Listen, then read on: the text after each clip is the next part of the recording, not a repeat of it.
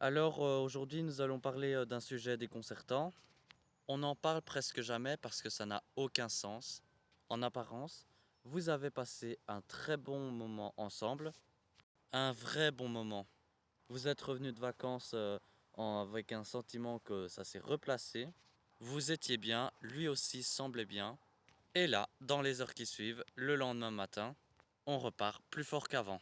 L'opposition, les négociations, et un comportement qu'il n'avait pas auparavant, et ça n'a aucun sens. C'est pire après quand ça va bien. Si vous avez cherché ça, vous avez peut-être cherché une explication rationnelle. Peut-être que vous avez été trop souple durant le bon moment. Peut-être que vous lui avez laissé trop de place, ou peut-être que la transition était mal gérée. L'explication, elle est ailleurs et qui dit quelque chose de fondamental sur ce qui se passe entre vous et vos enfants. Si vous voulez bien, on va parler aujourd'hui dans cette nouvelle vidéo. Bonjour et bienvenue, c'est Océane des Canaries. J'espère que vous allez bien. C'est une chaîne qui va vous aider à changer votre vie, votre quotidien, que ce soit avec vos enfants, votre partenaire, votre boulot, afin de les transformer en opportunités de vie. Je suis Océane Agar, votre coach en développement personnel et en parentalité. D'abord, nous allons faire une illustration avec quelque chose de très concret. La famille passe un dimanche idéal. Sortie, bonne humeur. Je me décale un peu parce que je suis un peu à contre-jour. Moment partagé, repas agréable. Et le soir, l'atmosphère est bien douce. Le coucher se passe bien. Et le lendemain matin, le lundi matin, crise au réveil, refus, se lever, ton agressif. L'opposé exact de tout ce qui devait être amélioré le week-end. Ou encore, vous avez eu un vrai moment avec votre enfant, un vrai moment de, d'approximité, chose de réconciliation après un moment tendu. Et 2 heures plus tard, il sait exactement ce que vous lui avez demandé de ne pas faire. Et ces scènes sont un peu bouleversantes, mais paradoxales. En fait, elles ne sont pas, elles augmentent. La psychologie de l'enfant augmente depuis des décennies. Et il y a un développeur à propos de la psychologie du développement de ce qu'on appelle la théorie de l'attachement. Les enfants explorent davantage, les enfants testent davantage, ils s'aventurent plus loin quand il est en sécurité, pas quand il est insécure. L'enfant qui a confiance en son parent, il sait que le lien est solide, il prend son parent le point d'appui pour explorer. Et explorer le monde pour un enfant, ça inclut d'explorer les limites. Ça inclut de tester ce qui tient, de ce qui cède et jusqu'où il peut aller.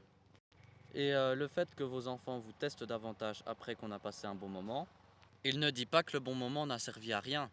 Il vous dit qu'il se sent suffisamment en sécurité, qu'il voit que le lien est hyper solide pour qu'il puisse s'appuyer.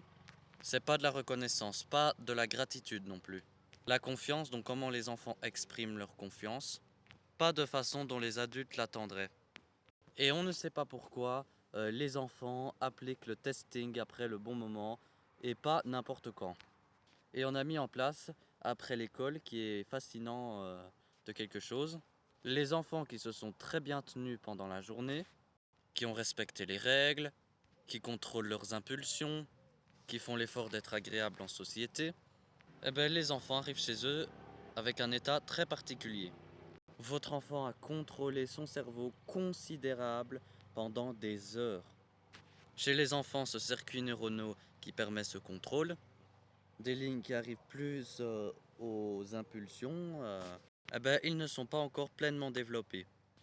Ils se fatiguent et ils se saturent. Et quand ils se saturent, celles des réactions archaïques, celles des réactions immédiates, des impulsions, des émotions brutes qui reprend le dessus. Pas par émotion, mais par épuisement neurologique. Et c'est là que votre enfant se sent en sécurité.